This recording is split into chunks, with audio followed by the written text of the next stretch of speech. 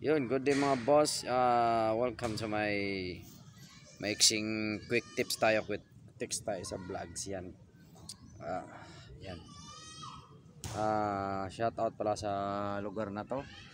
San Agustin 1. Edisha Homes. Yan. Edisha Homes. Yan, quick tips tayo yan. Yan, ano bang mga tips natin? Yan, tungkol doon sa torque drive bearing yung parang stick bearing nya.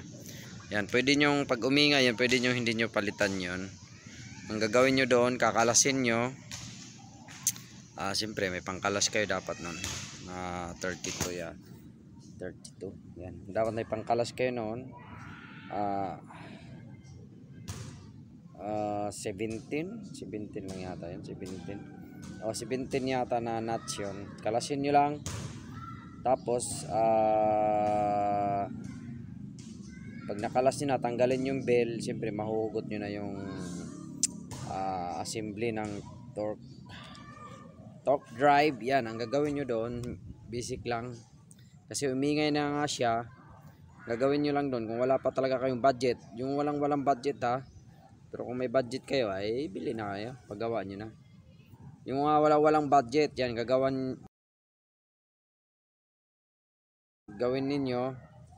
Kasi minsan umingay lang yon dahil, o kaya umingay lang yon dahil sobrang dumi na or natuyuan ng grasa. Yan, lagyan nyo lang sila ng grasa, kapiraso. Yan lang mga boss, lagyan nyo lang siya ng grasa para magkaroon siya ng lubricant.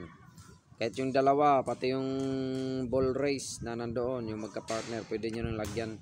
Tuklapin nyo lang pinaka-bearing, tapos lagyan nyo siya.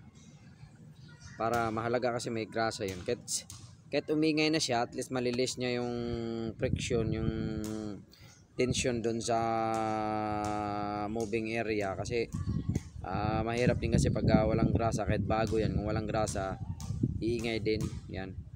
Sa akin, ganun lang ginagawa ko pag wala pang budget. Yan, grasa muna. Yan lang mga boss, at quick tips lang tayo. Yan, at shout out sa lahat ng mga aking subscriber. Yan,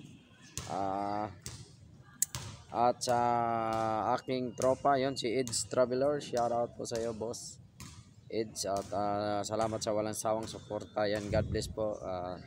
Yan, kung bago lang kayo sa aking channel, yan, Aga Cesar Vlogs, sa YouTube tsaka sa FB page. Yun, meron tayo, marami kayong matutunan sa channel ko, promise. Yan, lahat na po, Aga Cesar Vlog. Save money, save time, peace.